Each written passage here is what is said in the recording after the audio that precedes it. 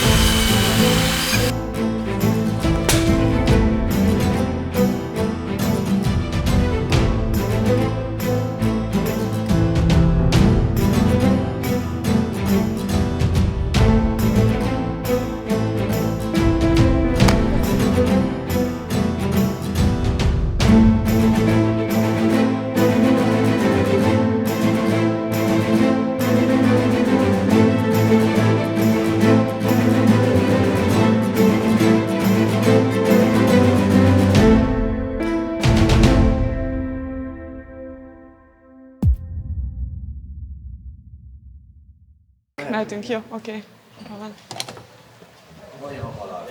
Na. Ja, monster. Visszatértem. Tünk. Ja, most csak azt néztük, mert azt Igen, meg magamat is. Mindenki. Hello. Na.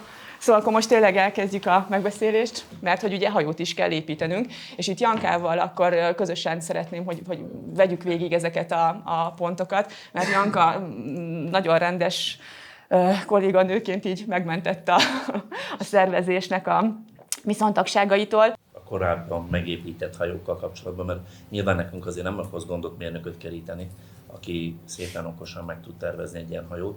Itt inkább az a kérdés, hogy terv nélkül érdemes ebbe így belevágni, hogy ott majd lesz valami, mert szerintem nem. Most már ott már megvan. Kész. Ott van, Igen, ennyi. Én biztos, hogy szívesen hozok otthonról szerszámokat, tehát ilyen akuscsavarozót, ilyesmiket, amik nyilván a faszerkezetnek az építésébe segítenek, meg gondolom kell rengeteg madzag.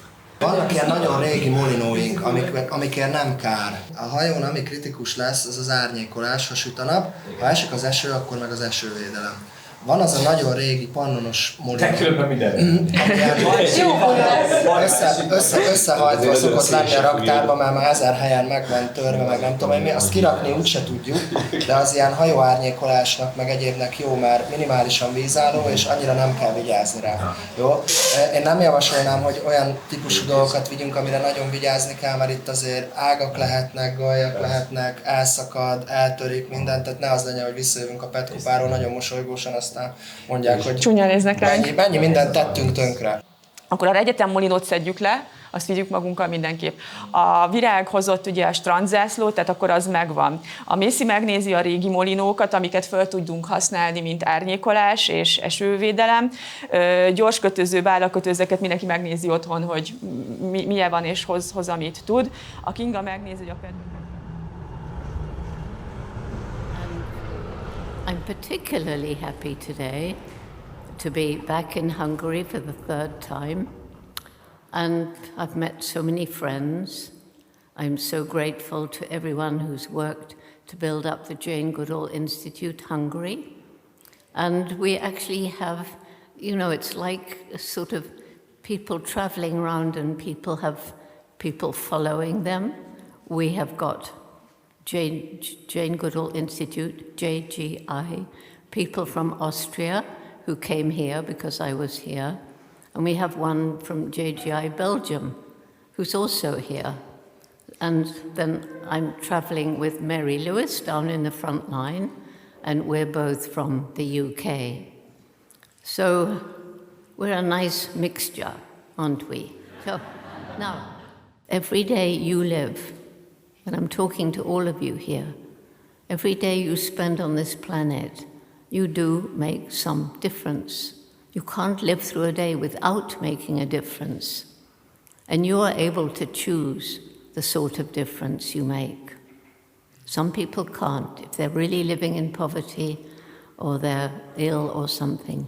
But all of you have choices in what you buy, what you wear, how you interact with people, nature, and animals. So just remember, you matter, your life makes a difference, and you have a role to play, even if you don't know what it is. So let's together grow roots and shoots. Let's help the next generation to do better than previous generations have done. And then truly together, we can make a better world. Together we can, meaning we can save the world. And I said, yes, we can. We know what to do. But do we have the will? Will we? And so then they started saying, together we can, together we will save the world. And I said, yes, because together we must. So if you agree with this, if you think that we can, if you want to do it, and if you think we must do it, shall we do it together? If I say 1, 2, 3, you just say, together we can, together we will, together we must. Should we try it? Anybody who wants to join in? Okay, 1, 2, 3, together we can, together we will, together we must. Yay!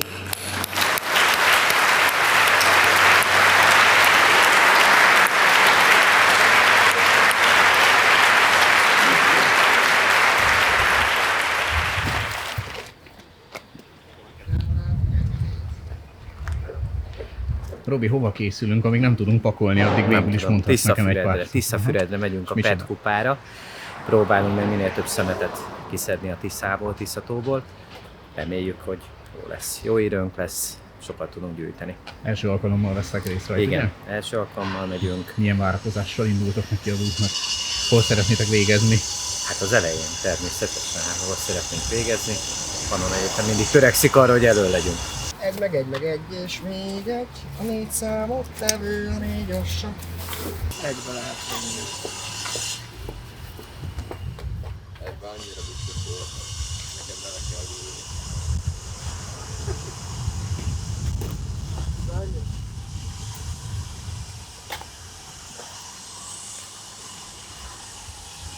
De mi az? Laptop, hát dolgozunk. Ne szórakozz. De laptopot. De hogyan? Miért hoztál? Minek? Hát nem lesz Azzal egyébként tartod a odaszokkal?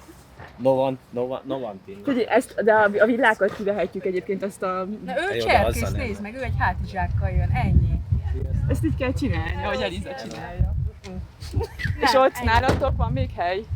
Másik autóban? A nyakpárnámat. Hát ilyen a virág meg úgy... Peti, a te irányodban nézek, hogy nálatok van-e még hely. Van. Valamennyi van. De most így fiatalosan nem nézek rá.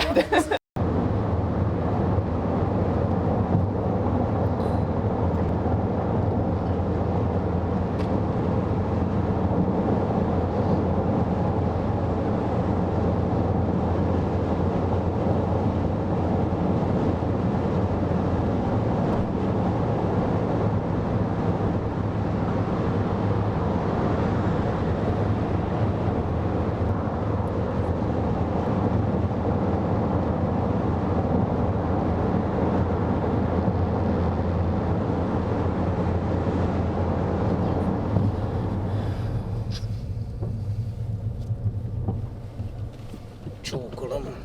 És most? Szia!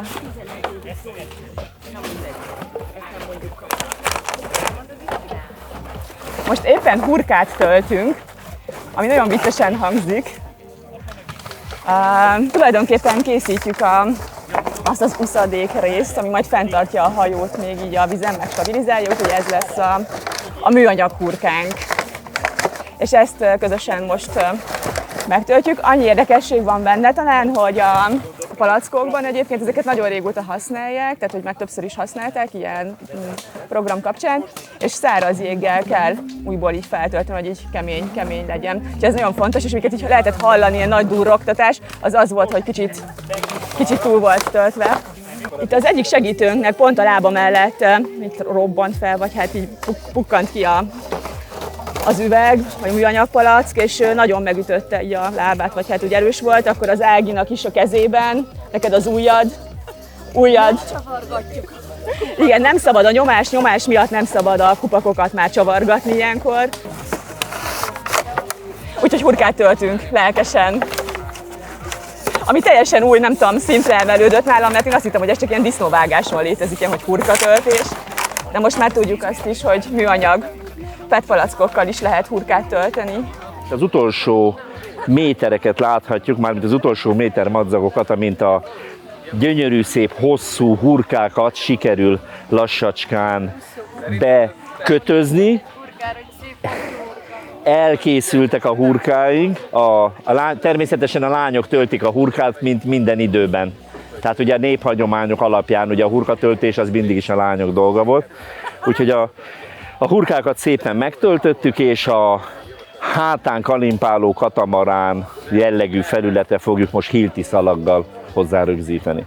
Miután sikerül hilti szalaggal a katamarán aljára rögzíteni ezeket a szép, hosszú és természetesen rendkívül igényesen elkészített hurkákat, azután megfordítjuk, és egyetlen perc alatt rá fogjuk tudni rögzíteni a napernyőként is szolgáló fedélzetet, valamint tovább tudjuk építeni a titkos összetevőkkel. Elnézést kérek a zavarásért, csak hallottam, az egész környék ezt beszéli, hogy neked van a legjobb tűzőgéped itt, és hogy igen, kérhetnénk-e? Nagyon-nagyon sok jó szerszámunk van. Még azt is szeretném elmondani, hogy nagyon jó minőségű akusfúróink is vannak. Van egy kiváló körfűrészünk.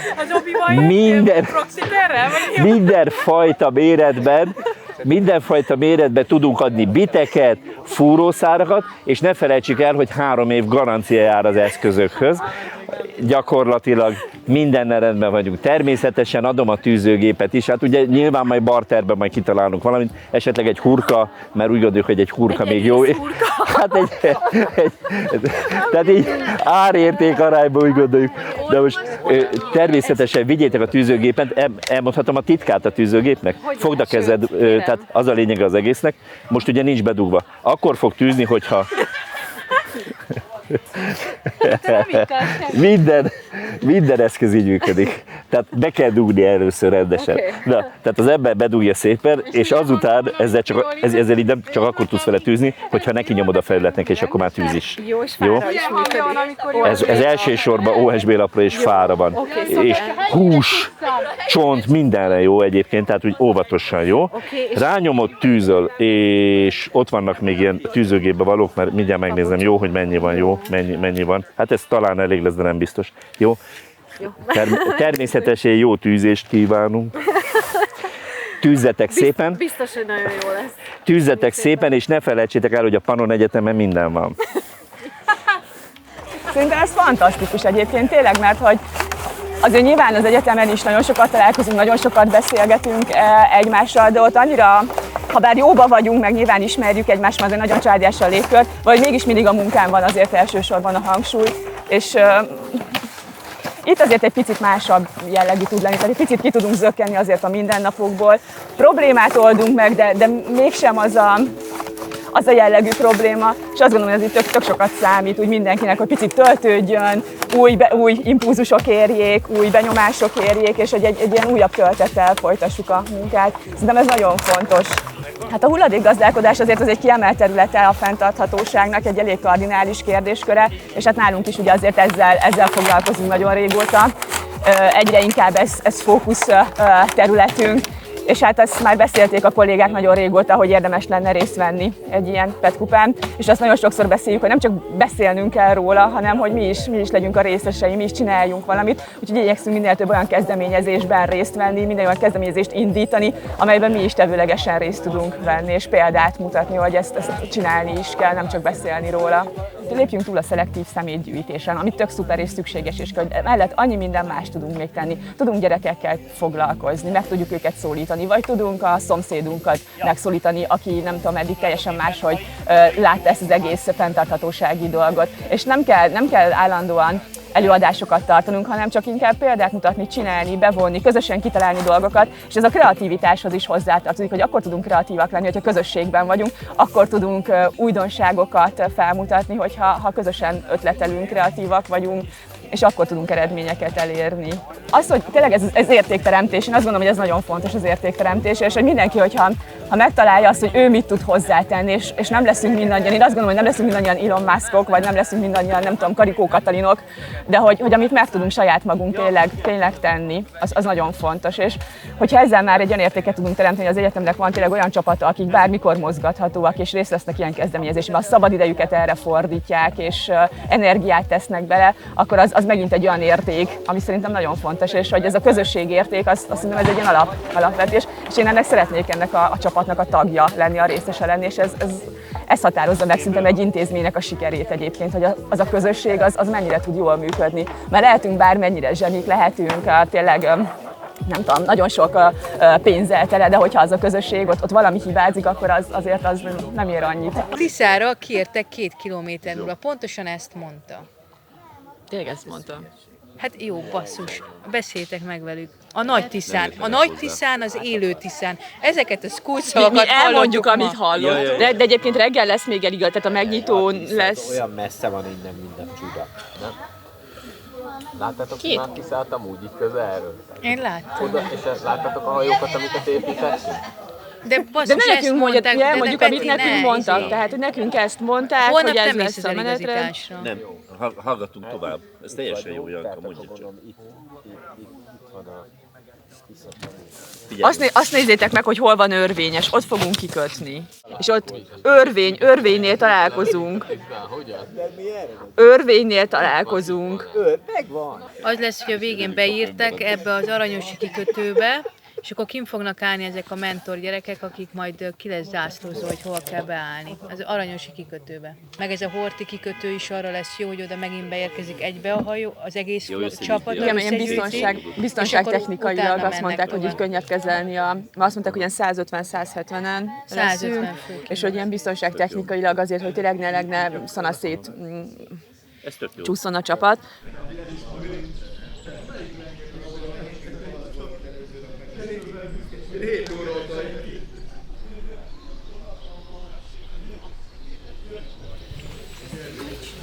Nem. Jó reggel. Milyen itt? Jó reggel. Morgán. Robi, szeretnénk kérni így mindjárt rögtön a nap kezdéseként egy kis beszámolót, hogy milyen érzés volt a faházikóban aludni. Nem volt annyira rossz szerintem. Rosszabbra számítottál? Hát lehet, hogy fáradtak voltunk, sokáig tartott az este, de nem volt rossz, én jót aludtam. Valószínűleg a bácsinál az a elmédet, az egy volt az, hogy van Henkel. Címerbe egy bács. Ne, vigyázz, Léci! Elvisszük a pár. A kiszakad. Nehogy meggyűrődjön. Igen, oda. Jól letesszük a célére, hogy odaértünk. Úgy. Jó. Na. Hoppa!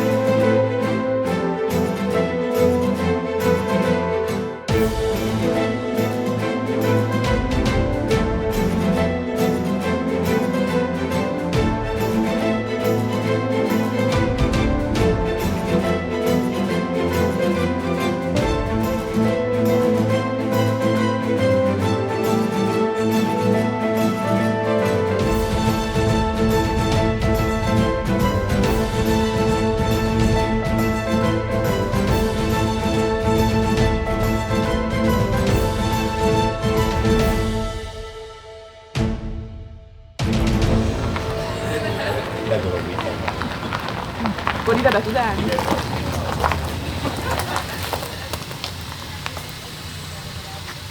Igen, de majd mindjárt. Mindjárt felöltözünk, szevasztok.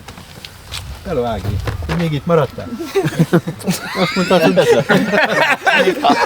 Legyek, nem sokára téged vártunk. Most mész. Most kell boldogan. Most kell boldog Mert holnap nagy előadásunk is lesz, úgyhogy gyere készülj. Micsoda? Milyen előadás? Vidám. De nem mondd el. Ja. Performance-ot kell majd. Megkínálhatunk valami welcome drinkkel? Na, én is hoztam egy csomó mindent. Nagyon jó. Hát... Az jó. Na ez Csinálunk helyet. Isten áldja meg, jó szokásra megtanul. Mindegy. Csak annyi, hogy be tudod hozni egy... 13-as van. Lesz a főhadiszállás.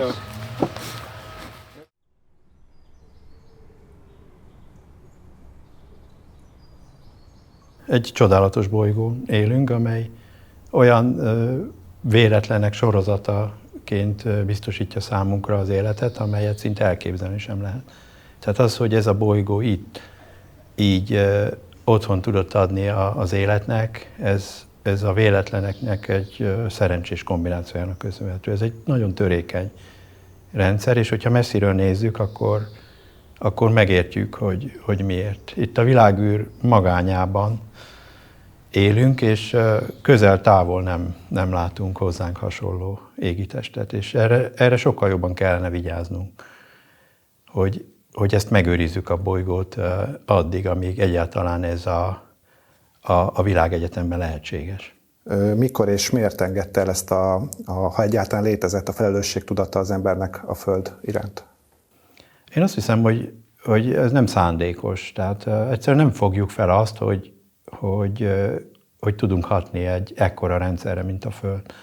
És azért a Föld történet, illetve hát az emberiség történetének rajzrészében nem is nagyon tudtunk. Tehát ahhoz azért elég komoly időnek kellett eltelni, hogy az emberiség által okozott hatások a bolygó egészén érezhetők legyenek. És ez különösen az elmúlt évszázadban, illetve az elmúlt néhány évtizedben vált nyilvánvalóvá. Tehát szerintem ez nem egy felelőtlenségnek az eredménye, egyszerűen a tudatlanság, vagy az, hogy nem hisszük el, hogy mi egyes ember egy ekkora rendszerren bármiféle változást tudunk elérni. Hiszen, hogyha a természet erőit nézzük, akkor ott nagyon kicsik vagyunk. Hogyan jelez nekünk a Föld? Évtizedekkel ezelőtt elkezdődött, amikor is mondjuk a nagy testű emlősöket állítólag az elődeink vadázták le, illetve pusztították ki. Tehát így szépen lassan azért elkezdtünk hatást gyakorolni a Földre. Nyilván ezzel már beavatkoztunk a természet rendjében, már megváltoztattuk például ezeket az ökológiai rendszereket. Persze nincs ellenpróba, nem tudjuk, hogy mi lett volna, hogyha azt nem tettük volna. De hát valójában az utóbbi néhány évtizedben, vagy egy-két évszázadban erősödött fel az emberi tevékenység annyira, hogy szinte most már a Föld minden egyes elemére hatással vagyunk. Mégis most az utóbbi időben hallani markánsabban azokat a nézeteket, hogy elindultunk, illetve már felgyorsultunk azon a lejtőn, ami akár az emberiség végét is jelentheti. Mikor volt az a pont, amikor már nem lehetett visszafordulni erről az útról? Hát én azt gondolom, hogy nagyon nehéz egy időpontot megjelölni. Én a rendszerváltás, tehát a kelet-nyugati blokk közötti szembenállás megszűnését tekintem egy ilyen fordulópontnak, ugyanis az a fogyasztói társadalom, amely ide vezetett, amelynek a növekedése ehhez az állapothoz hozzájárult, az tulajdonképpen akkor terjed ki az egész világra. Ez olyan mértékben megterheli az erőforrásokat, amely miatt közelebb kerül a vég. Viszont, hogyha elnézünk szerte az országban, Európában is több helyen szélerőművek, naperőmű parkokat lehet találni, ez laikusként azt mondanám, hogy némi bizakodásra ad okot. Hát ahhoz elég optimistának kell lenni, hogy ez bizalommal töltsön el valakit. Én ezt ilyen optikai tuningnak hívom. Ugyanis ez az energia termelési mód, amit említett, ez azoknak a tetejébe jön, amit eddig felhasználtunk. Tehát ugyanúgy használjuk továbbra is a fosszilis tüzelőanyagokat, ugyanúgy égetjük, még növeltük is a felhasználásukat, és a többlet felhasználást nagyjából azt helyezzük át más energiatermelési módokra. Tehát nem váltjuk ki a fosszilis energiahordozókat, nem is tudnánk, hanem azoknak a tetejébe használjuk fel azt a többlet energiát, amit ezekkel termelünk. A szélmalom látványa nyugtat meg, ami régen ugye működött, és az emberiség azt évezredek óta használja az energiát. Én éltem Hollandiában egy évig, és nekem a szélmalmok azok ilyen emberléptékű, meg barátságos létesítmények voltak. Én azoknak a látványával meg tudtam barátkozni, de ezeknek a modern 150 méter magas szélturbináknak, főleg, hogy tudom, hogy mi kell hozzájuk, meg mi van bennük, így valahogy nem tudok a látványával kibékülni. Mert mi van bennük, és mi kell hozzá? Hát kell hozzájuk pár ezer tonna beton, hogy azok ott szilárdan álljanak, meg kell hozzá több száz tonna acél, hogy a szerkezetet tartsák. Kompozit lapátok, 30 tonnás súlyú egy lapát, tehát nagyon sok vezérlő elektronikai berendezés, mágnes, egyebek kellnek olyan anyagokból, amiből nagyon kevés van. Tehát azért ez nem magától nő ki a földből, hanem ez egy nagyon komoly műszaki alkotás, infrastruktúra. Melyik lenne az a technológia, amivel elégedett lenne, amire azt mondaná, hogy igen, erre érdemes építeni a jövőben? Én azt gondolom, hogy az emberiségnek az energia felhasználásán kellene elgondolkodnia. Tehát amikor a szélmalmokat hoztam példának, ugye a szélmalmok korában akkor őrölték a gabonát, amikor fújt a szél. Hát senki nem forgatta kézzel a lapátokat, megvárták, míg fúj a szél, és amikor volt szél, akkor felöntötték a garatra a gabonát, és leőrölték. Erődeink elfogadták azt, hogy akkor csináltak valamit, amikor volt hozzá energia.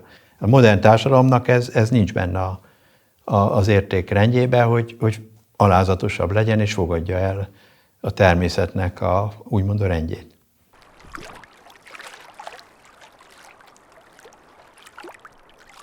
Néhány héttel ezelőtt ezen a helyszínen került sor a SolarBolt nemzetközi futamra, amelyet első ízben rendezett meg a Pannon Egyetem. Ugye itt a napelemes hajók versenyéről volt szó, arról, hogy a hajókat villanymotor, és a villanymotor pedig a napelem által termelt elektromos energia hajtja. Ez egy nagyon jó példa arra, amikor az energiát akkor és ott használjuk fel, amikor az rendelkezésre áll. Itt a hajók akkor haladnak, amikor süt a nap, és akkor használjuk fel a nap energiáját. Nem akarjuk tárolni, nem akarjuk eltenni éjszakára vagy nyárról térre, hanem itt a helyszínen használjuk fel, és abban a mennyiségben, ahogy rendelkezésre áll. Ezt nem könnyű elfogadtatni az emberekkel, mert ugye az emberek ahhoz szoktak hozzá, hogy bármikor csinálhatnak bármit, bármikor rendelkezésre áll az ehhez szükséges energia.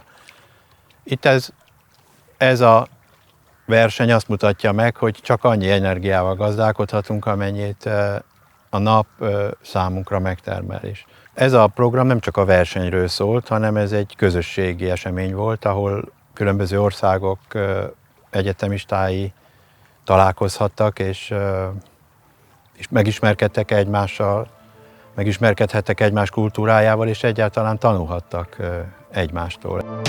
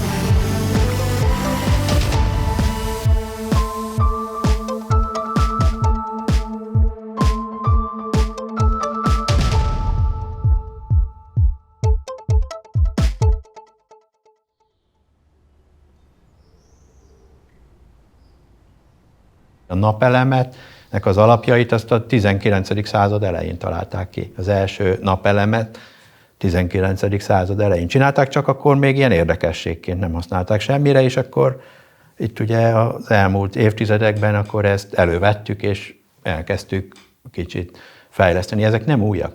Olyan technológia, aminek semmi mellékhatása nincs, az egyedül, ahogy a természetben van. Tehát ahogy süt a nap, és nő a növény, annak nincs mellékhatása, de minden, amit az ember létrehoz, az valamilyen környezeti kockázattal, kárral jár.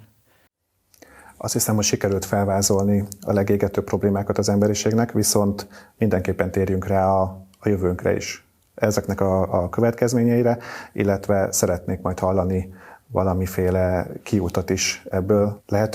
Lehetőségünk lesz ugyanitt ülni, ugyanilyen kamerákkal, ugyanilyen fénybeállításokkal akkor is, vagy már egy fa alatt fogunk beszélgetni? Ez jó kérdés. A nap az fog sütni, tehát most besüt az ablakon a nap, valószínű a napot nem fogjuk tudni lekapcsolni, és az ugyanúgy fog sütni, minden másban bizonytalan vagyok.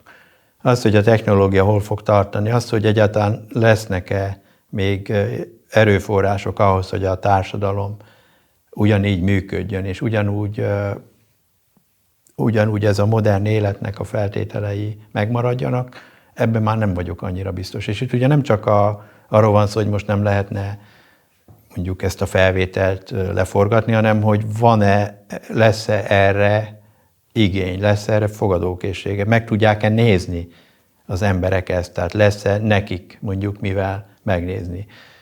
Mert hogy esetleg változik olyan irányban a világ, hogy sokaknak erre már nem lesz módja.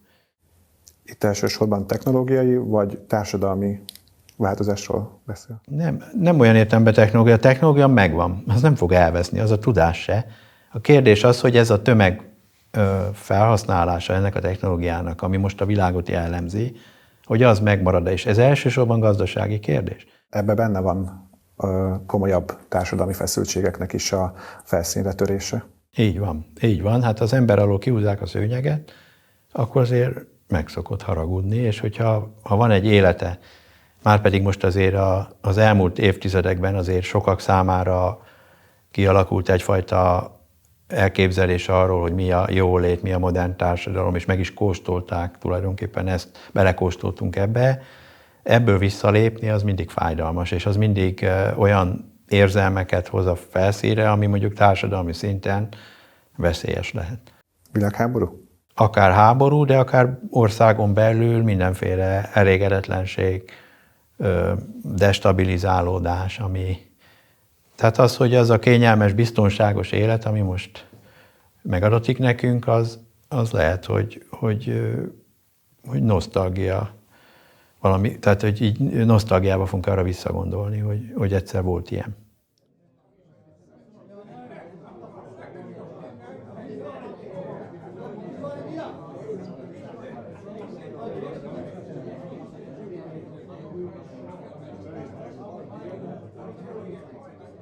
Szeretettel köszöntelek benneteket a Pannon Egyetemen, a fenntarthatósági kalandtúrán. A fenntarthatóság az a 21. század tudománya lesz. Ugye az elmúlt évszázad arról szól, hogy hogyan jött létre ez a technikai civilizáció, amelynek a gyümölcseit élvezhetjük. A 21. század pedig arról fog szólni, hogy hogyan lehet megőrizni, megtartani azokat a vívmányokat, amelyet az elmúlt évszázadokban az emberiség elért. Ez nagyon nehéz feladat lesz, ebben mindenkinek a közreműködésére szükség lesz. Épp úgy a fiatalok számára nagyon fontos ez a téma, és az ő részvételük nélkülözhetetlen ebben a feladatban, de ugyanúgy fontos, hogy a politikusok is megértsék ennek a fontosságát, és tudjanak olyan lépéseket tenni, amelyek ebbe az irányba mutatnak. Ez a kis program, amit összeállítottunk, ez ennek az elemeit mutatja meg, és bevon benneteket ennek a fenntarthatóságnak a megértésébe, és talán rámutat arra, hogy milyen feladataink vannak. Roppant nagy változás előtt állunk szerintem, mert és ez lehet, hogy nagyon pozitív változás lesz, mert egy olyan világot fogunk elkezdeni, akár szükségszerűen és rákényszerítve, amikor le kell mondanunk ezekről az értékekről, és azok az értékek kerülnek előtérbe, amit már sok ezer éve mondanak az emberek, mint a felhőben fent. Olyan értékeket kell magunk elé tenni, ami nem fogy el. Amihez, hogyha minél többen hozzájutunk, akkor sem lesz kevesebb. Amikor koncertet tart egy olyan fickó, aki a Puskás arénát egyszer, kétszer, háromszor megtölti, az hazaviheti mindenki, és azt a zenét is hazaviheti mindenki, a szellemi értékeket, a művészi értékeket, azokat nem kell olyan értelemben vigyázni rá és megőrizni, hogy el ne vigye más, mindenkinek jut belőle. A fenntarthatóság egy ilyen értékorientált világot fog eredményezni. Központba kerülnek azok a szempontok, amikor úgy részesedünk az életünk értelméből, hogy más ezzel nem lesz kevesebb, miközben mi hozzájutunk. Nagyon fontos, hogy önkéntesek is vegyenek részt a tevékenységeinkben, meg az aktivitásainkban.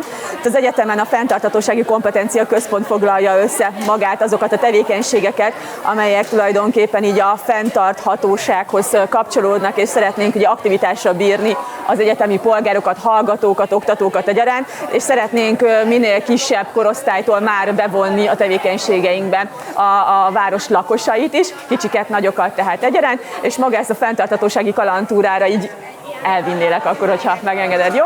Na, úgy néz ki egyébként ez az egész, hogy van 10 tématerületünk, főleg hulladék, víz, élelmiszer, ugye ezeknek a mentén haladunk, és minden tématerületnél van nekünk egy-egy feladatunk, egy-egy játékunk. Az a lényeg tulajdonképpen, hogy interaktív legyen ez a dolog, tehát ne csak egy frontális előadás legyen, hanem interakció legyen.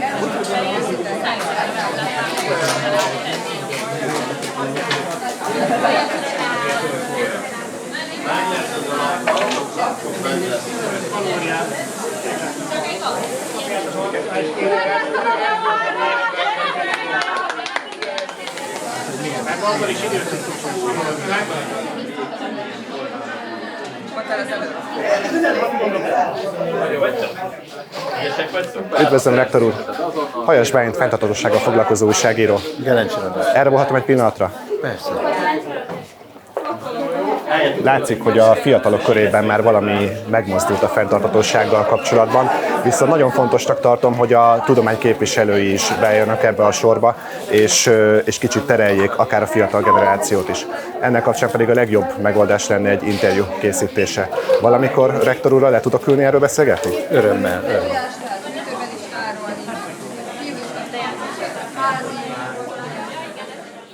Az a nehéz, hogy az igényeket, annak nincs felső határa. Tehát, hogyha valaki azt tesz boldoggá, hogy milyen van, abban mindig lehet olyat találni, ami újabb, ami több, ami másnak van, és akkor az már is elégedetlenné teszi. Tehát az nagyon rövid ideig tartó boldogság mondjuk valamit birtokolni. Hogyha a belső dolgok vannak, és az ember elfelejti ezt a fajta másokhoz való hasonlítást, meg versengést, akkor már is elégedettebb tud lenni. Akkor nem. Az sokkal időtállóbb egy olyan boldogság, amit mondjuk egy élmény, vagy egy közösségi esemény jelent, mint az, hogy most megveszem a legújabb technológiát, és utána 2 hét múlva megüt a guta, hogy van egy még újabb, és az olcsóbb, és hogy az a másiknak van, és nekem meg nincs. Tehát, hogy szerintem nem jó irányba megy a világ, túlságosan fogyasztás centrikus lett a boldogság, és a társadalmi haladásnak a mértéke az is anyagi alapú. Ön egy tudós ember, akinek sok mindenki figyel a szavára, de mégis az a képessége nincs meg, hogy mindenkihez eljusson a szava. Vannak olyan szövetségesei, akikre számíthat, amikor megfogalmazza ezeket a gondolatait? Igen, én azt mondom, hogy így hogy először egy kicsit ilyen kívülállónak éreztem magam, hogy én mondtam ki ezeket így először, legalábbis ennyire nyíltan és melbevágóan. És hát amellett ugye, aki talán még hamarabb elkezdte ezt mondani, az az egyház. Ugye ők teremtésvédelemnek nevezik.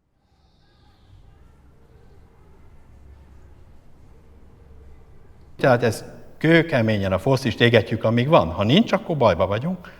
Akkor meg ott állunk, hogy hát nem szóltak, hogy elfogyott, vagy mint a piacon a hentesnél. Tehát ideje lenne felébredni. És akkor megoldás. Ugye azt mondják, hogy minden ilyen ilyen depressziós dolgokról beszéljünk, mert hogy ez sokaknak a lelkét itt sérti, meg hogy így akkor az embernek elmegy az életkedve. Nem kell, hogy elmenjen, csak gondolkodni kellene. Ezeket ki kellene tenni az asztalra. Ezekről ugyanúgy beszélni kellene, mint a nagy évű tervekről, és ugyanúgy kellene a megoldásban közösen gondolkodni, valós megoldásban fel kellene jönni a felszínre. Tehát az alternatív valóság birodalmában jöjjünk fel a felszínre, ahol érvényesek a törvények, meg a korlátok, és ott keressünk valami megoldást, ne ebbe az egybites üzenetbe próbáljunk belekapaszkodni. Tehát ez az egy szándékom, semmi más, tehát nem akarok itt senkit elkedvetleníteni, és van is megoldás, és azért vagyok itt, és van is szövetséges, természetes, az pont itt van, ezen falak között, meg itt a szomszédban, nagyjából már csak ez a megoldás egyébként, ez a bazilika. És hát hadd idézzem, nem tudom, Székely János, ő volt már? Volt. Hát ő engedélyével, ugye ez egy korábbi konferencián hallottam tőle, ezt egy az egybe idézett tőle. Tehát az ökológiai katasztrófa. Ő nem éghajlatváltozásról beszél, meg ilyen fenntarthatóságról, meg ilyen lózungokról. Ő azt mondja, hogy ökológiai katasztrófa egyre fenyegetőbb réme, üdvös kiózanodás a kissé nagyképű modern ember számára. Látjuk, hogy alternatív valóság birodalmában egy picit nagy a mellény, a valóságnak azért vannak korlátai. Ennek a világnak vannak kőkemény objektív törvényei, mondja a püspök.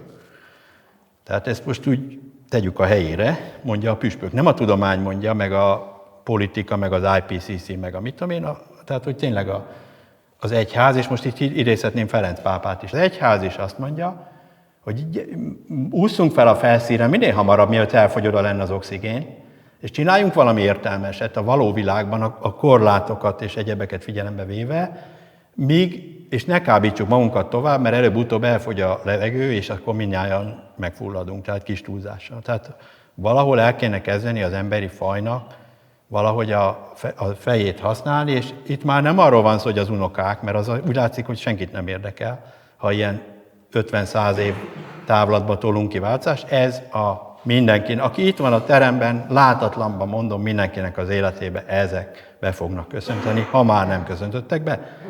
Nehogy azt gondoljuk, hogy majd 2100-ra baj lesz, és akkor még itt addig elhéderezünk.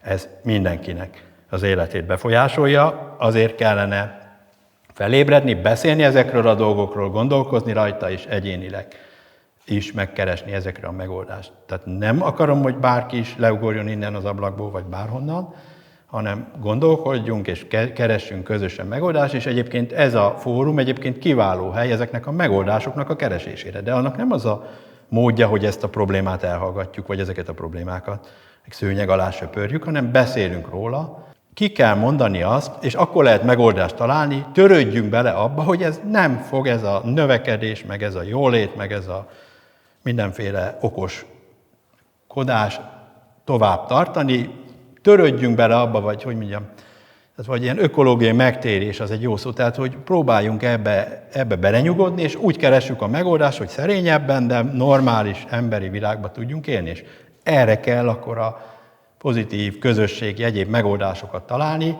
de ha nem engedjük el a növekedés, meg a jólét, meg a mi egyre jobban élünknek az illúzióját, akkor ebből nagyon nagy pofára esés lesz. Az ember ennél többre hivatott, kapott egy kegyelmi ajándékot a Jóistentől, hogy gazdálkodjon ez a főben. Nem sikerült, hát most még mielőtt valami nagyon nagy marhaságot csinálunk ebben a léptékben, azelőtt fel kéne ébredni, és valahogy be kéne húzni a nem létező féket, de ehhez tudatosítani kell, hogy ez így nem fog sokáig menni, és ez valakinek ki kell mondani. Ez egy fordított felvilágosodás tulajdonképpen. Tehát, hogy az egyház mondja meg, merre van az erőre, ahol ő hozzájuk kéne igazodni. Komolyan kéne venni. És ementén kellene így a társadalmi, meg egyéb folyamatokat szervezni. Tehát egy nagyon erős szövetséges az, aki, és azt gondolom, hogy neki kéne irányt mutatni, vagy visszavezetni az emberiséget a civilizáció útjára, mert most egy picit letértünk róla.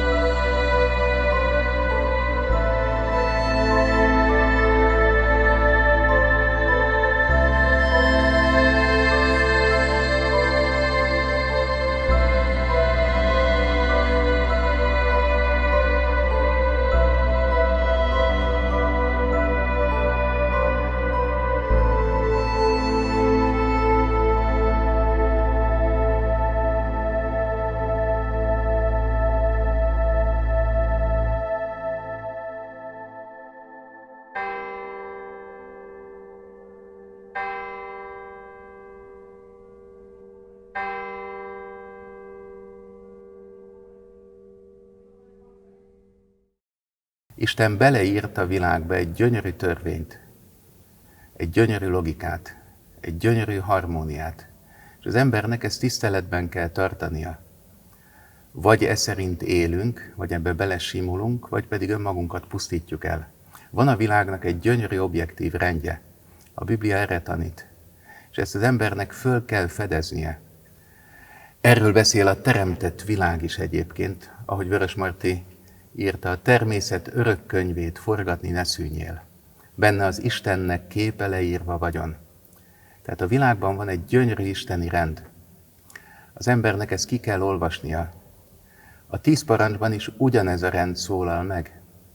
A Biblia arra tanít, hogy Isten törvényét, rendjét figyeld, hallgasd, ne zsarnokmódján élj a földön, ne önzően, ne a magad szubjektív és néha féktelen vágyai szerint.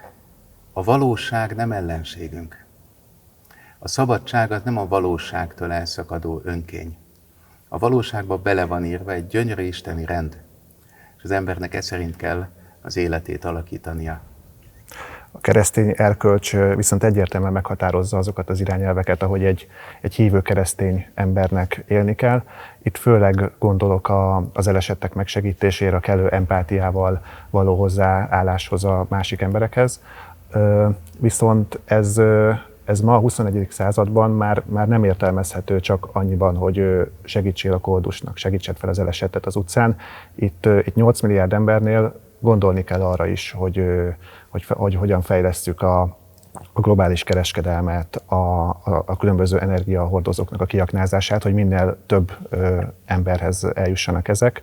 Tehát valamilyen szinten mégiscsak egy kompromisszumot kell megkötnie a keresztény hívő embernek a föld kizsákmányolása kapcsán, vagy pedig van a keresztény tanításnak erre egy feloldása.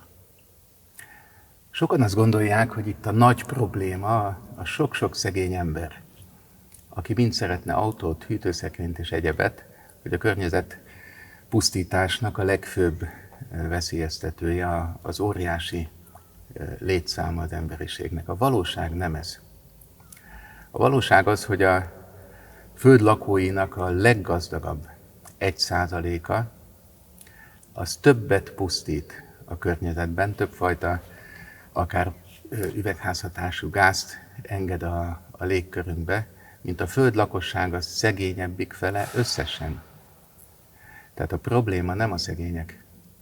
A probléma a dúsgazdagok. Úgy gondolom, hogy egy nagyon fontos pont a fölvilágosodás, ahol Kant és más filozófusok azt gondolták, hogy az objektív valóság nem megismerhető. Minden ismeretünk szubjektív.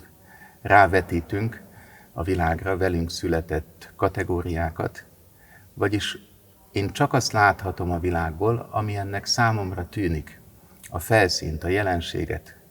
De hogy a dolog önmagában milyen, azt nem tudhatom. Objektív igazság nincs, csak vélemények vannak. Ki így gondolja, ki úgy gondolja, mindent tolerálni kell, minden vélemény egyenlő súlyú, éppen ezért súlytalan. Ez a nagy fordulat a fölvilágosodás táján, amit neveznek a filozófia kopernikuszi fordulatának is. Az objektív igazságból a szubjektumba kerültünk át. És Benedek pápa nagyszerűen rámutatott arra, hogy ez nem egy elvont filozófiai fordulat, és nem is teljesen ártatlan.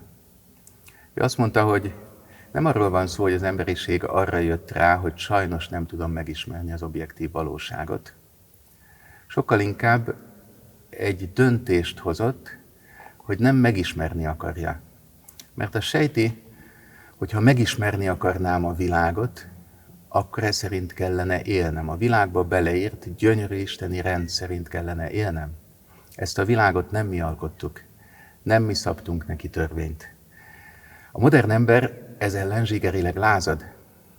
Ő nem megismerni akarja a világot, és alázattal az szerint élni, hanem használni.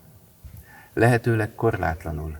A saját testét, az életét ki akarja találni, az identitását, és a világ nyersanyag forrásait is korlátlanul akarja használni. Ez egy nagyon döntő fordulat, eltávolodik a modern ember Istentől, és a korlátlan fogyasztás, a törvények nélküli önkényes szabadság világát építi, és hát lassanként önmagát pusztítja el. A csillagos ég fölöttem, az erkölcsi törvény bennem, ez a kettő dolog tölt el csodálattal, ez Kant híres sora. De hogyan is értsük ezt egy olyan gondolkodótól, akit úgy gondoljuk, hogy a modern világunknak a paradigma teremtője. A kanti filozófia központi kérdése nagyon egyszerű, megfogalmazza maga Kant, mi az ember. Másik 3 kérdés is fogalmaz elé, mit tudhatunk, mit tehetünk, mit remélhetünk, azonban ez a 3 kérdés akkor megválaszolható kizárólag, hogyha az első kérdésre megadtuk a választ. Kanti paradigmában élünk, ezt sokan és nagyon jól védhetően állapítják ezt meg, hiszen a kanti filozófia a felvilágosodás korában szülte meg azt az úgynevezett kopernikuszi fordulatot, amikor az emberre, a szubjektumra irányult minden kezdőpont, és ezért, mintha leváltaná az objektivitás fogalmát, azaz valami olyasmiről van szó, hogy a kanti tanítás szerint az ember azt ismerheti meg, ami a szubjektum által előtte megjelenik, lehetővé válik, számára hozzáférhető. Kivetítettem ide egy fogalmat, annak az a címe, hogy transzcendentális szubjektum, nem is címet mondanék, hanem inkább tulajdonnevet, mert egy főhősről van szó, méghozzá Kant főhőséről, hogy a transzcendentális szubjektum valóban tényleg szubjektivizmust jelente, azaz az objektív valóság megismerésének a lehetetlenségét, hiszen hogyha azt állítjuk, hogy csak az van számunkra, mihez hozzáférünk, akkor a tőlünk független objektív valóság az valóban nem hozzáférhető. A transzcendentális szubjektum, ő nem egy konkrét személy, nem egy egoista, önző ember, hanem egy olyan általános szubjektum, egy olyan általános személy, sőt az általános szó helyett használhatjuk azt, hogy egyetemes személy, amelybe bárki behelyezheti magát, aki racionális, aki emberszerű, aki rendelkezik azokkal a képességekkel, amellyel minden ember rendelkezhet. Ezt állítja ő központba, ezért bukkan fel az a kifejezés, hogy kopernikuszi fordulat, mert a külvilágról, az abszolútumról, az istenségről ő az emberre helyezi a hangsúlyt, és azt mondja, hogy illegális lesz innentől fogva a bizonyíthatatlan, az igazolhatatlan dolgokat felhasználni tudás névjegy alatt. Mit értünk a cselekvés vonatkozásában az alatt, hogy maradjunk a határainkon belül?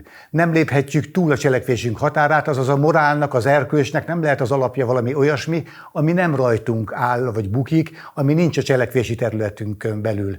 Hume-nak a híres haszonelvű boldogság etikáját le kell cserélni, mert a boldogság az nem áll a hatókörünkben. Nem érhetjük el, nem dönthetjük el, hogy boldogok vagyunk vagy sem, hanem kizárólag a kötelességeink felől dönthetünk, hogy azt betartjuk vagy sem, megalakítja a kötelességetikát. Tehát akkor, amikor Kant filozófiájáról beszélünk, akkor transzcendentális főhős szubjektumról beszélünk, és ezért nem tekinthető ez egoizmusnak vagy szubjektivizmusnak, mert hogy egy egyetemes, általános érvényű emberi határ át nem lépést tanít Kant filozófiája.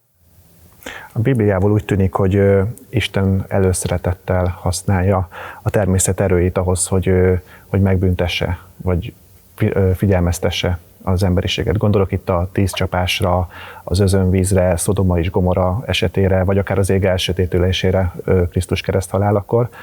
És ha végignézzünk a világon, most is hasonló katasztrófákról jönnek szinte nap mint nap.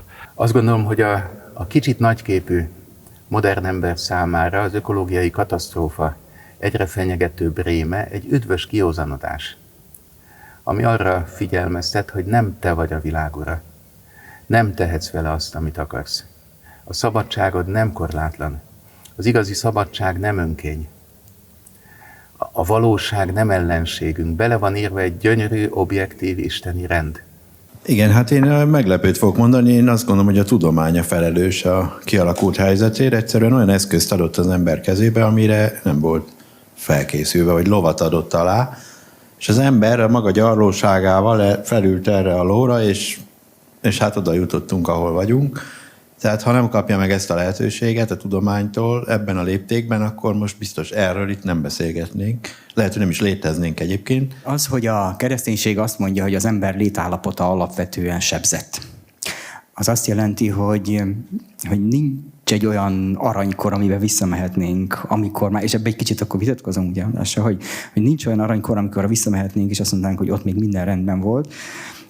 Ha egy kicsit mai nyelvre fordítanám le ezt az állítást, akkor azt mondanám, hogy az ember öndefiníciója. Szerintem ez a dolgok forrása, vagy a probléma forrása. Tehát, hogy milyen pozícióba helyezi magát az ember abban a világban, amellyel kapcsolatban, vagy amelyben találja magát. És ez a találja magát nem lényegtelen, mert ugye az is egy jellemző dolog, hogy aki amikor születik, annak a világhelyzetnek az állapotát, azt adott jognak, sőt, ilyen szerzett jognak, vagy adott jognak veszi, tehát, hogy amögé visszamenni, hát az lehetetlenség. És hogyha a 20. században mondjuk a tudomány ilyen körülményeket tett lehetővé számunkra, hát akkor azt mondani az embernek, hogy hát ebből azért vissza kéne adni egy kicsit, hát ez szinte ez lehetetlennek tűnik, vagy hát amögé nem lehet visszamenni. Na most a másik, amit egy kicsit így szelídítve, vagy magyarázva ezt az állítást mondanék, hogy az, hogy mondjuk a katolikus gondolkodás, a keresztény gondolkodás azt mondja, hogy az ember alapvetően sebzett, ahhoz viszont hozzáteszi azt is, hogy de meg van váltva. Tehát, hogy ez nem azt jelenti, hogy bármit teszünk, úgyis esélytelen. Nem annyira egy fátum, hanem egy magyarázat formájában érti az emberiség, vagy a kereszténység, és azt mondjuk, hogy annak ellenére, hogy az ember öndefiníciója a világban tökéletlen, vagy sose találja pontosan a helyét, vagy hol kéne lennie, ennek ellenére megvannak benne azok a kiinduló pontok, amelyekből mégis tud jól cselekedni. Tehát, hogy megvan az ember esélye arra, hogy jól cselekedjen, ez talán így a valószínű, a kívánatos, meg a lehetséges közti megkülönböztetésnek felelne meg. Tehát, hogy lehetséges lenne, hogy az ember jól cselekedjen. Nagyon sok történeti példánk van arra, hogy nem jól cselekedett, akár egyénileg, akár közösségileg, de ez még mindig nem semmisítette meg azt a lehetőséget, hogy megteheti. És azért arra is látunk példát a történelemben, hogy ha nagy kataklizmák is, de azért voltak olyan helyzetek, amikor komoly embercsoportokat rávettek, hogy elkezdjen másképp cselekedni.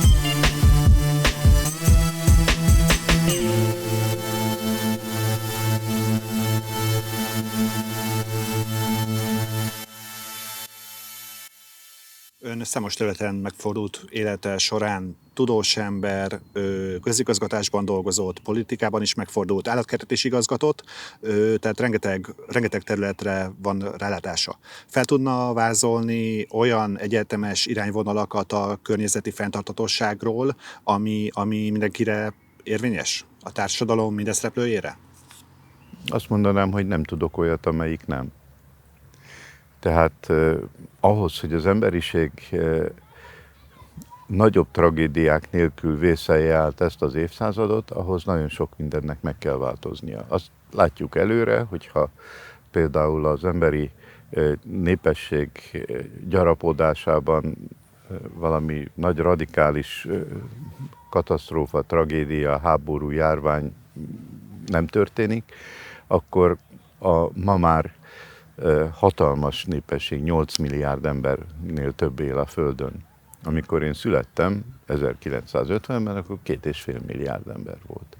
Tehát az akkori létszámra több mint 3 ember esik ma, és még szerencsés lenne a világ, ha csak 3-szor annyi erőforrást fogyasztanának el, de például az utóbbi csak mondjuk azt 50 évben 2,5-szeresére növekedett az emberi népesség, viszont a húsfogyasztás az meg 5-szörösére, az egyfőre jutó húsfogyasztás. Ez azt is jelenti, hogy azokat a természeti területeket, amelyek korábban ugye vadon élő állatokkal és növényekkel évmilliók alatt kialakult rendszerekben, ökoszisztémákban működtek megfelelőképpen, ezeket leváltottuk mesterséges rendszerekkel, ahol monokultúrákban termesztünk növényeket, monokultúrákban tartunk állatokat, és ahhoz, hogy ezt a megváltozott óriási létszámú emberiségnek a még hatalmasabb léptékű fogyasztási igényeit ki lehessen elégíteni, ez a folyamat nem áll meg. A 8 milliárdnyi ember ennek az évszázadnak a végére az optimista forgatókönyvek szerint ugye 11 milliárd lesz, a pessimistábbak szerint 1-2 milliárddal még magasabb, tehát azt kell mondanom, hogy ez a folyamat tovább tart. Egyre többet veszünk el a természettől, egyre nagyobb tereket foglalunk el a természetből. A föld szárazföldi, lakható, termékeny földterületének az ember ma már a 60%-át használja a saját céljaira és a saját házi állatainak az eltartására. Hát ez rendkívüli, és akkor furcsa módon szembesülünk olyan jelenségekkel, hogy az az élő tömeg, az a biomassa, ami a vanon élő állatokban testesül meg, milyen léptékben csökken.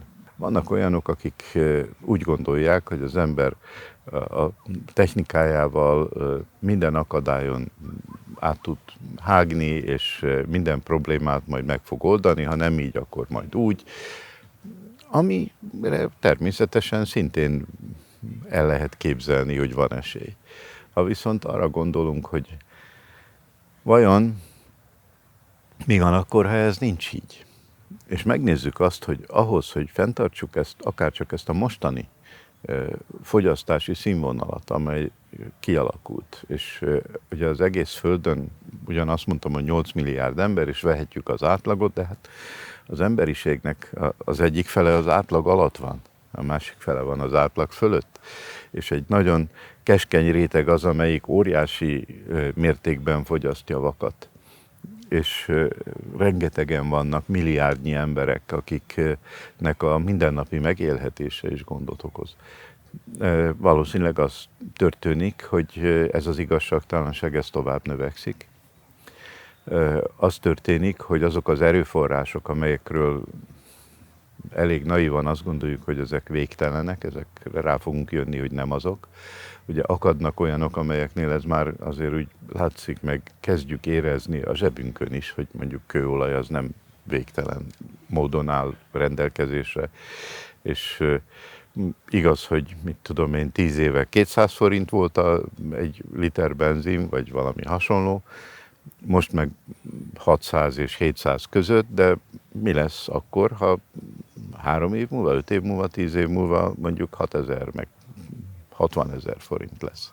Valószínűleg vissza fogjuk fogni a fogyasztásunkat, meg fogunk tanulni valami mást. Fel kell arra készülnünk, hogy az a világ, amikor azt hittük, hogy mindig minden egyre jobb lesz, az már elmúlt. Nem mondom azt, hogy mindig minden egyre rosszabb lesz, de nagyon sok minden rosszabb lesz, mint most.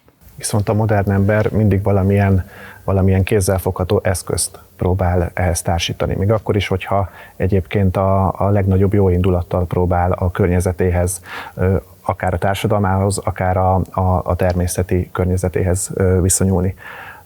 Ehhez pedig egy nagy szövetséges az emberiségnek a különböző tudomány. Akár természettudomány, de társadalomtudományról is beszélhetünk. Mennyire jár az egyház kéz a kézben a tudományokkal? Benedek pápa mondta gyakran, hogy a tudományok részeket ismernek, gazdaságot, kultúrát, stb. Az emberi élet szeleteit kutatják. A hitnek van egy látása az egészről, hogy miért van a világ, és miért van az ember, hogyan éljünk, mi a létünknek az oka, a célja. Amíg az emberiség nem tudja újra látni az egészet, addig a részek soha nem kerülnek a helyükre. A gazdaság, a különböző tudományok, kultúra, közélet akkor kerülnek a helyükre, ha újra kezdjük látni az egészet. És a hit ebben segít. II. János Pál pápa mondta, hogy hit és tudomány két szárny, ami emeli az emberiséget, nem egymás ellen vannak. Egyik inspirálja a másikat. A tudomány segít a hitnek, hogy a hit ne legyen fanatikus. És a hit segít a tudománynak, hogy miért kell a különböző kutatásainkat végezni. Az orvostudomány például azt orvosi eszközökkel eldönteni, hogy embert klónozzak, vagy ember gyógyítsak, nem tudja. Ez tudni kellene, hogy mi az ember, és miért élünk.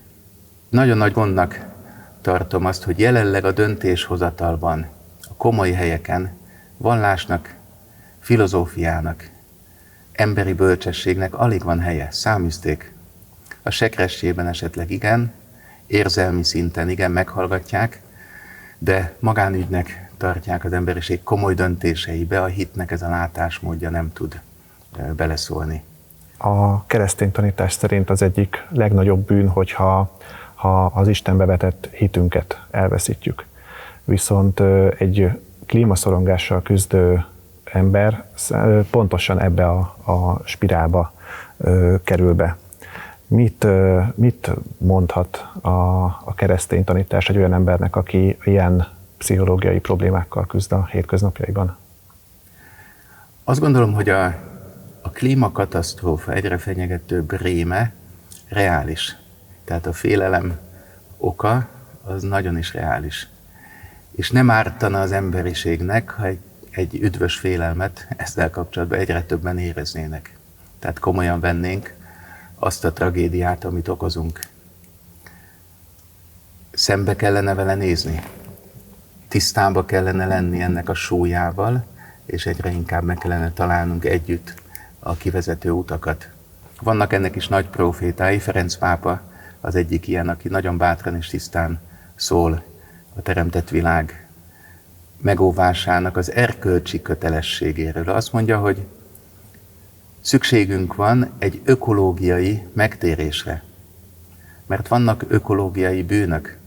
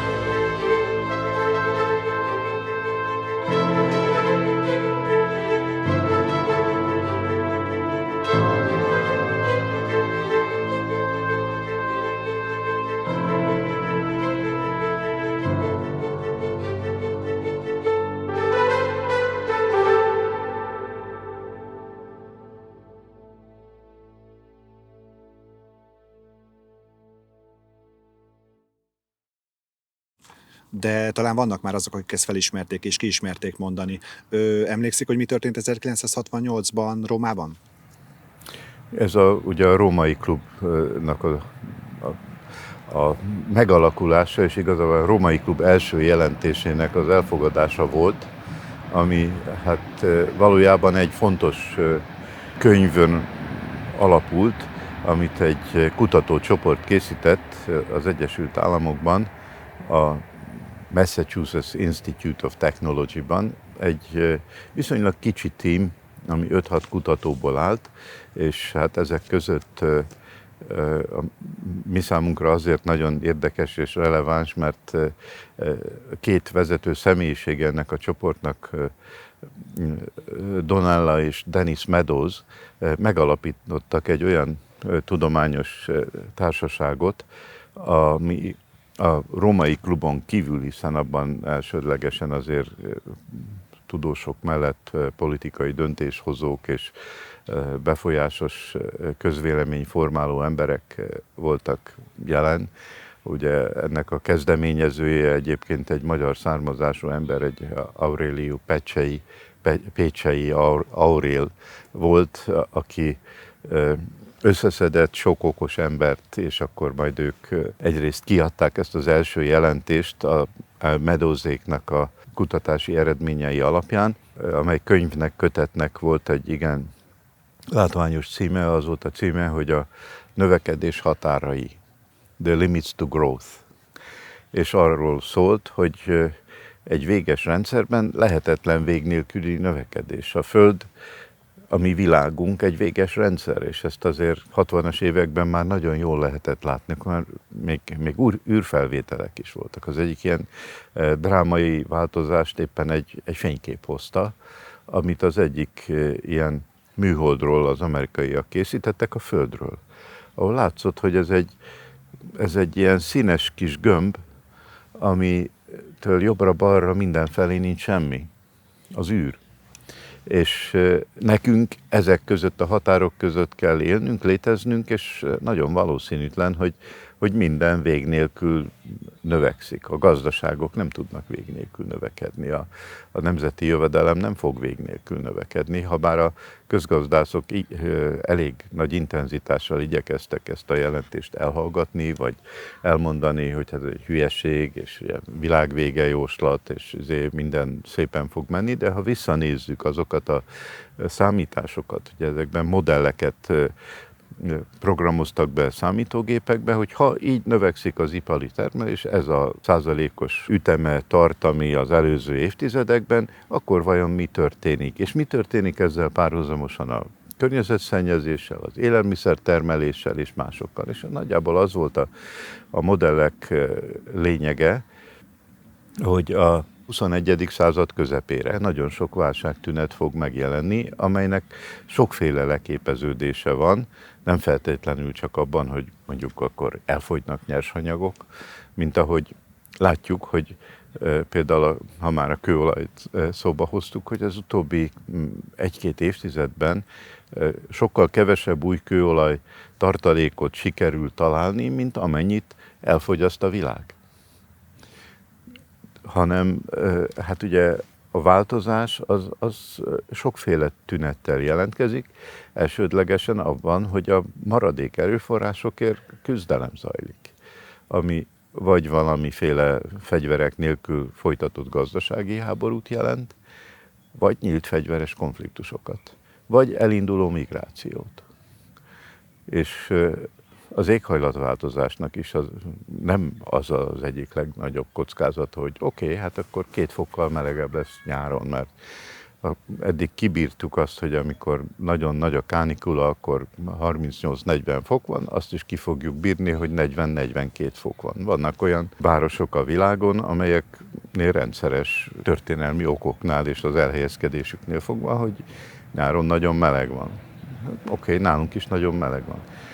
De annak, hogyha Afrikában vagy Ázsiában a megváltozó klíma következtében képtelenek lesznek az ott levő 100 milliók a saját maguk számára az élelmiszert megtermelni, és nincs más választásuk, mert már az utolsó juhuk és kecskéjük is szomjan halt, vagy belefulladt egy villámárvízbe. Végül is mit tehetnek? Vagy beköltöznek a városi nyomornegyedbe, vagy világgá mennek.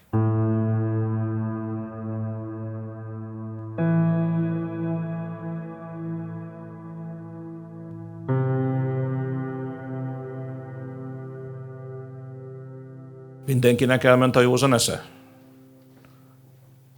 Tehát, itt kapcsolódnék ahhoz, amit a rektor úr mondott. Tehát, hogy 7 év alatt megháromszorozni a megújuló energiatermelési kapacitásokat, hogyha valaki beleolvas ebbe a könyvbe, akkor rájön arra, hogy ez lehetetlen. Ez lehetetlen. Én nem utólag vagyok okos, mert én akkor is ezt mondtam, amikor a Párizsi konferenciát befejeztük, hogy ez egy fontos mérföldkő. Örüljünk neki. De amikor New Yorkban letettük, minden egyes tagállam letette a saját vállalását, én Magyarország nevében ezt én tehettem meg. Amikor letettük a nemzeti vállalásokat, és utána ezeket összeadtuk, matematikáról van szó, akkor kiderült, hogy ha a nemzeti vállalásokat mindenki betartja, akkor nem hogy a 1,5 fokot, még csak nem is a 2 fokot, hanem a 2,7 fokos felmelegedésnél tartunk, ha mindenki betartja a párizsi klímavállalásait. Ezt pontosan lehetett tudni. 2 hónappal később, amikor Párizs után letettük New Yorkba a nemzeti vállalásokat az asztalra. És még mindig 1,5 fokról beszélünk. Ráadásul a folyamatok ennél rosszabbak. Tehát nem arról van szó, hogy az akkori vállalásokat fogjuk teljesíteni, hanem arról van szó, hogy még ehhez képest is rosszabb pozícióban vagyunk. Tehát nem a 1,5 fokhoz vagyunk közel, hanem a 3-hoz. Ez a szomorú valóság. És most összegyűlik, most azt hiszem talán 80 000 ember fog majd Sharm el-Sheikben összegyűlni, és okoskodik arról, hogy hogyan lehet ezt a folyamatot megállítani. Hát nem 80 000 embernek kéne összegyűlni, hanem 80 okos embernek. És nem minden ország, hanem a G20-ak országainak a képviselőinek kellene összegyűlniük, akik egyébként felelnek a kibocsátás 80%-áért. Úgy, ahogy van, ezeket a kopos rendezvényeket el kellene felejteni. Fölöslegesek, értelmetlenek. Ha 28 év alatt nem jutottunk sehova, akkor majd miért fogunk jutni előrébb egyébként holnap után vagy a következő esztendőben?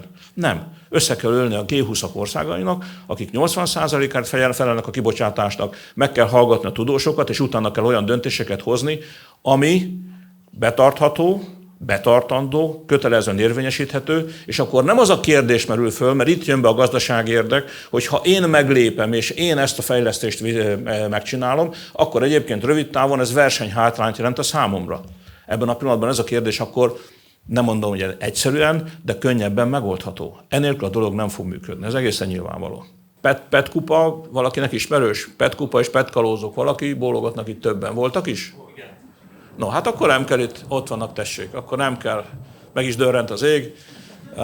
Nem tudom, hogy ez a köszöntés jele, vagy pedig csak a figyelemfelhívás, hogy itt novemberben dörög az ég, vagy október utolsó napján dörög az ég, nem túl szokványos, azért lássuk be. Na, szóval a PET-kupások, akkor nem kell bemutatni, pontosan tudják, hogy Tiszán, Bodrogon is most már nagy mennyiségű PET-palackot gyűjtenek össze a vízről és az ártérről.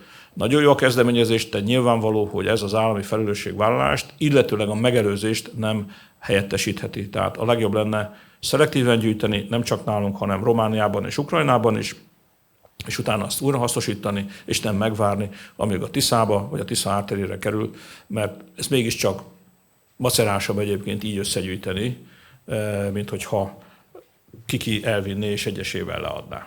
Azt mondta, hogy el fog jönni az a pillanat, amikor az emberiség rádöbben mindarra, ami most itt elhangzott.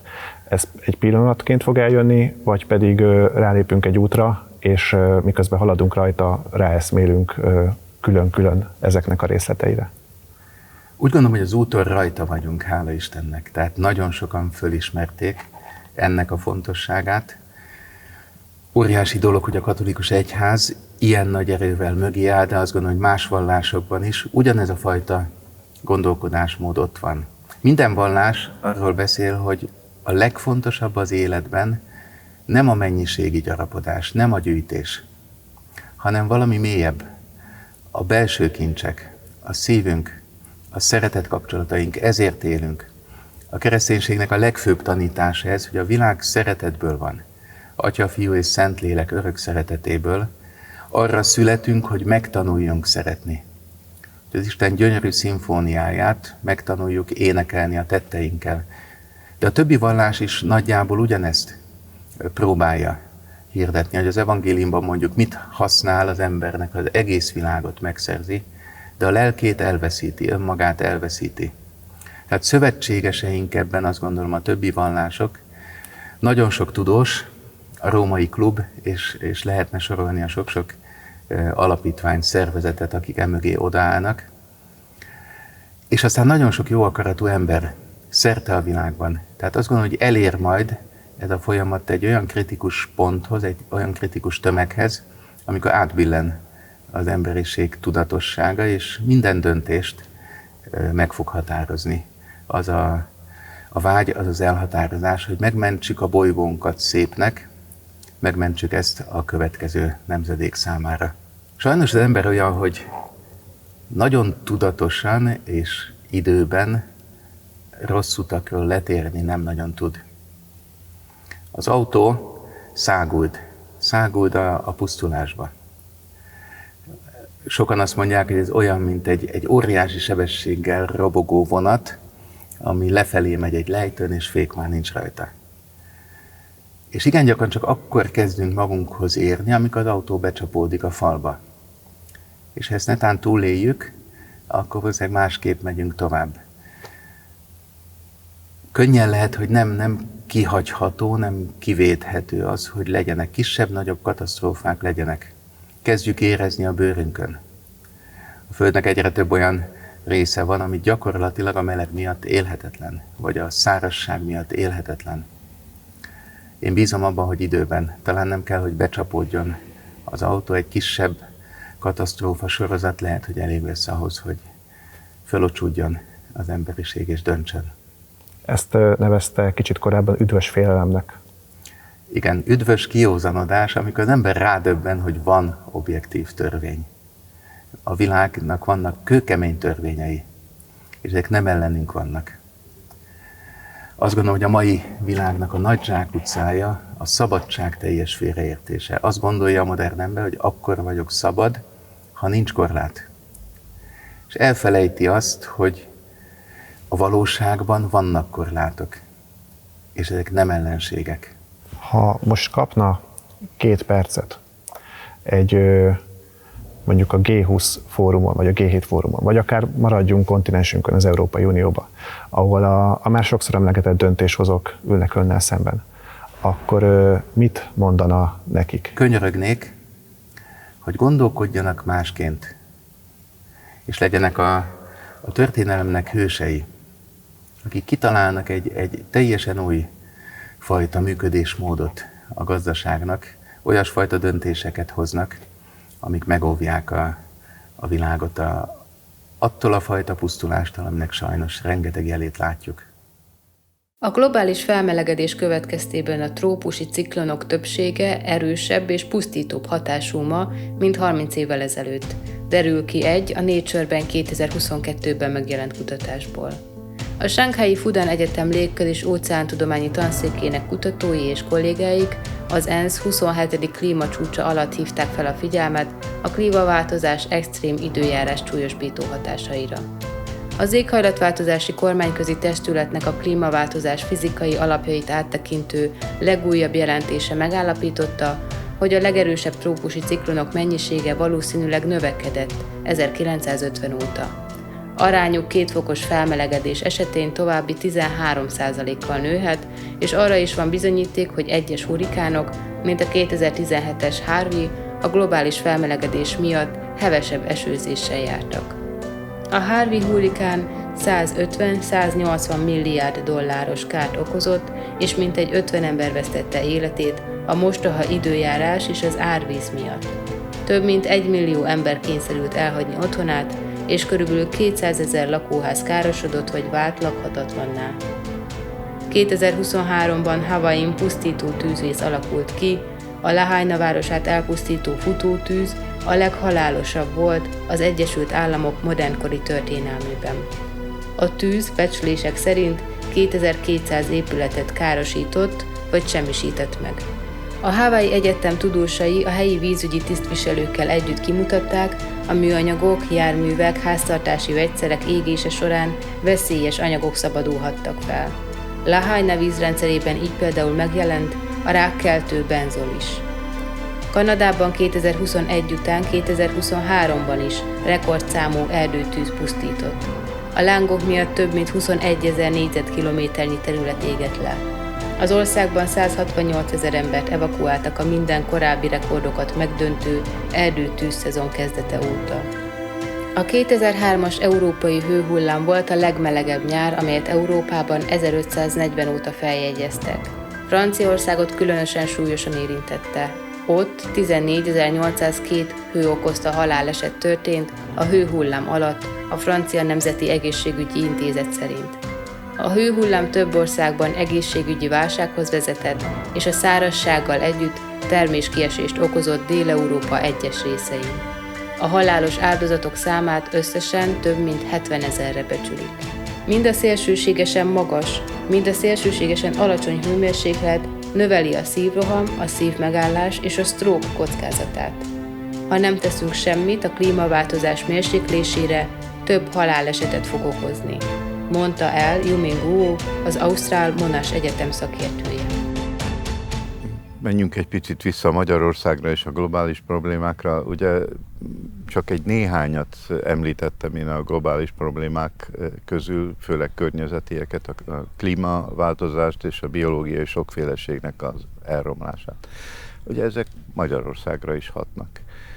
Igazából, mint egy nem nagyon nagy ország, nem sok hatásunk van arra, hogy a világon mi történik, de hát ha mindenki ugyanígy feltenné a kezét, akkor nem is haladnánk előre. Nyilván nem összehasonlítható a magyar karbon kibocsátás az amerikaival, vagy a kínaival, vagy a más hasonló nagyobb országokéval. De hát mindenkinek a saját részét kell megtennie ahhoz, hogy a világon valami változzon.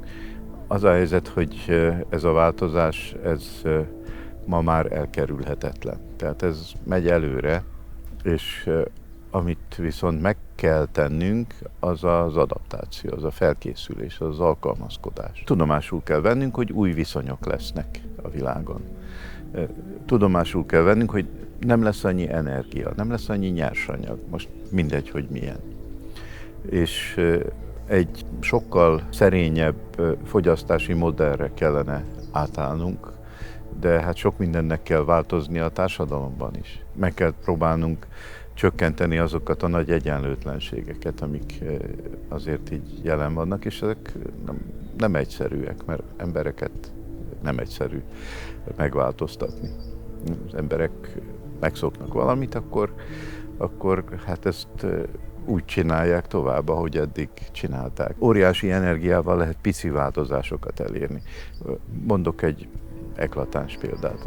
A hulladékoknak a rendkívüli, hatalmas tömege, ami az utóbbi fél évszázadnak elsődlegesen az eredménye, ez ugye itt van körülöttünk. És ahhoz, hogy mondjuk leálljunk az üdítő italok eldobó csomagolásáról. Annak idején én miniszterként mindenféle szabályozókat próbáltam bevezetni, legelsőképpen az, hogy legyen betétdíj. Hiszen ha megiszunk egy pohár ilyen piszkos vizet, ami ugye van benne festék, meg kis cukor, meg mit tudom én mi, utána marad egy műanyag palack nálunk, amiben még szerintem 10-szer, 20-szor, 50-szer lehetne vizet tölteni. És ez a mi szüleinknek teljesen érthetetlen, hogy mit csinálunk mi, miért dobunk el ilyen értékeket. És Magyarországon milliárdszám keletkeznek ezek a PET palackok, és dobjuk el őket számolatlanul, és végül is hol végzik? Még a jobbik eset az, amikor egy szemétégetőben, amiből nem igen van Magyarországon, a fővárosban van nagyobb kommunális szemétégető, egy darab. És ott a főváros egy részének a ez a csomagolóanyag mennyisége elégedhető, van, legalább energia lesz belőle. Az összes többi az lerakóra kerül, amelyek hát egy idő után meg fognak telni. Hát lesznek óriási szeméthegyek, amiket majd következő generációk kinyugba ugye nyersanyagbányaként esetleg tudnak hasznosítani, mert egy-egy ilyen palack évtizedekig, esetleg évszázadokig megmarad. De nem kell csak a magunkére hagyatkozni, hiszen a Tiszán úszik le Ukrajnából és Romániából áradásoknál, az ártéri személytelepekről millió számra, milliárd számra ez a palack, és egy része ugye megy tovább, majd aztán a Fekete-tengerig, de hát egy jelentős részét megpróbálják a kiskörei vízlépcsőnél kihalászni. De addig is, ha már jártak a felső Tiszán, és találkoztak olyan szigetekkel, amelyek petpalackból vannak, és nőnek rajta a fűzfák és egyéb holmik, hát drámai. És tudnunk kell azt, hogy a világtengerekben olyan mennyiségű hulladék található, hogy a Csendes-óceánban, amiről azt gondoljuk, hogy a világ vége, a Csendes-óceánnak a közepén, a tengeráramlásoknak az örvénylésénél egy ilyen Magyarország méretű szemétsziget úszik. És ugye ahogy ezek felaprózódnak, ezek a kis műanyag részecskék, mert azért ez is történik, azok pedig bekerülnek a világunkba, a Balaton vizébe is, és fogalmunk nincs, hogy pontosan mi történik velük, de a legfrissebb kutatási eredmények azért azt mondják, hogy ezeknek nagyon komoly betegségokozó hatása van. És hát közben meg csodálkozunk, hogy miért növekszik a rákos betegségeknek az aránya, hiszen annyi idegen, mesterséges anyag vesz bennünket körül, és hát most csak az italcsomagolásról beszéltem, de hát nem kevésbé az az óriási egyéb műanyag tömeg, ami itt van a világunkban, a lakásunkban, a bútorainkban, a szőnyegeinkben, a műfűben és egyéb dolgokban, amik ott porlik, apró kis milliméternél is kisebb apró részecskékben, amiket belélegzünk, csodálkozunk, hogy asztmásak a gyerekeink, hát nem beszélve az egyéb dolgokról, a kipufogógázokról, a beltéri levegőszennyezettségről, hát meg a kültériről. Ha most az interjú után felállnék, és csak a strand területén összeszedném az eldobált műanyag flakonokat, mert egyébként találkoztunk vele, akkor néhány másodpercet nyernek még a Földön a mostani civilizációnak? Hát én azt gondolnám, hogy inkább sose dobjon el, és tanácsolja ezt mindenkinek, ez lenne talán a legjobb. És ennél csak egy jobb tanácsom van, hogy ne vegyen olyan terméket, amikből tudja, hogy a megvett dolognak a jelentős részét utána el kell azonnal dobni.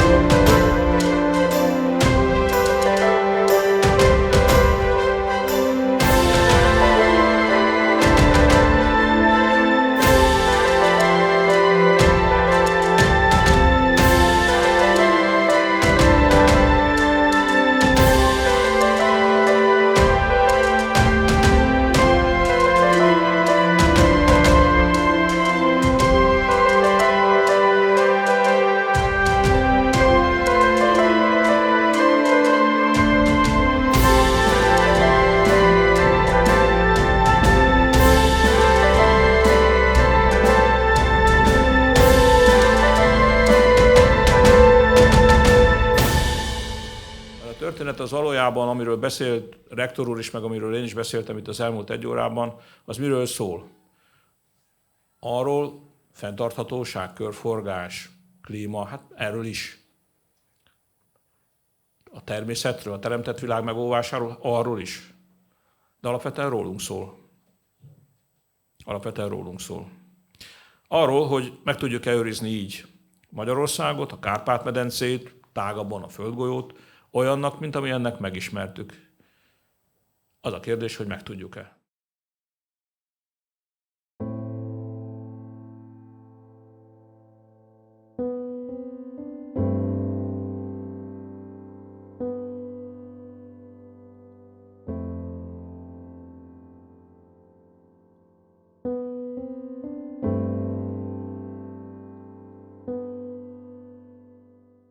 Nem gondolja, hogy az energiafogyasztás visszafogásával járó disztópikus társadalmi világkép, amit felvázolt, az nem épp a fejlődés ellen zajlana? Nem arról van szó, hogy amit ön szerint fel kell adnunk, az segített minket hozzá, hogy fejlődjünk, hogy boldogabbak legyünk? Ezt azért nagyon nehéz a néplélekbe megmagyarázni. Előbbre jutottunk egész biztosan, tehát hogy most boldogabbak vagyunk, mint voltunk, mit tudom én, egy évtizedekkel ezelőtt, vagy tehát van egy fejlődés lelkileg is, vagy csak kényelmesebben élünk? Ezt én kérdezem vissza.